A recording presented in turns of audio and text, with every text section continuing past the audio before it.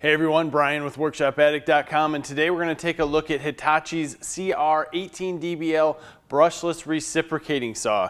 If you look at this saw, you'll notice right up top it says brushless in LVL. That's a low vibration handle.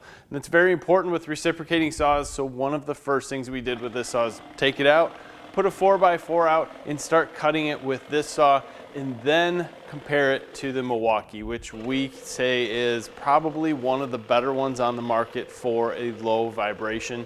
And there is a difference, you can feel it, but it's pretty close. So Hitachi's doing a pretty good job at vibration dampening inside this unit.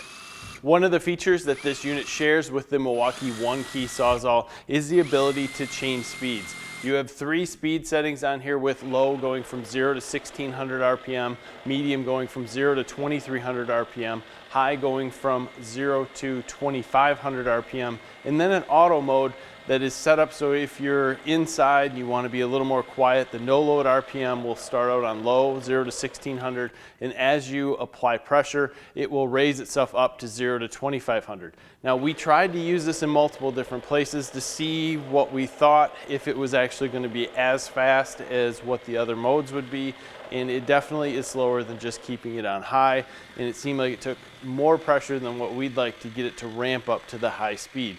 Either way, that's an interesting thing for Hitachi to add, as they seem to want to let the tool think for the user. I'm not that kind of guy, but I'm sure some people out there wouldn't mind having that happen. Now, the one thing that I say on almost all these Hitachi tools is they have a poor battery indicator. It's on the tool. So first off, if you have a dead battery, you push the button, nothing's going to show up. It doesn't mean your battery's dead, it just means that it's less than 15% or maybe even less than 25%.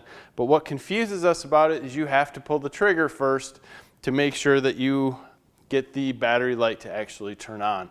So once you do that, you'll figure out if your battery's good or not. I mean, we have large 6.0 amp hour batteries. Please put a fuel gauge on these, because if you have a line of them or multiples, you have to throw them on the charger to find out which one is actually charged and which one isn't. That's kind of a downside to Hitachi's stuff right now, and I'm hoping they fix that very soon. Other than that, this unit does have a rafter hook on the side, and you do have a place to adjust the shoe. So your adjustable shoe here, very easy to adjust in and out. You just have to find the right place to pull the clamp back in. If you try to pull the clamp back in an area where it's not designed to, it'll feel like it's giving you resistance. Just move it in a little bit and you'll be able to put that shoe in almost any position that you want. On the other side is a lever to attach a blade and detach a blade. This does not have a spring action, so when you pull it out, it does not shoot the blade out. You have to pull it out. So if you have a hot blade, make sure you're wearing some gloves. Other than that, you have a nice rubber grip up front, and the trigger has a lock on it. Pretty standard, but it does stick out quite a ways, so I found myself locking it quite a few times with gloves on, getting into tighter spots. But either way, I think most Sawzalls have that, and there is a rubber guard around it, so you shouldn't hit it on anything. But again, I think it's just if you're wearing some thick gloves and getting in tight spots. Power on this thing was great. We used it a lot in metal.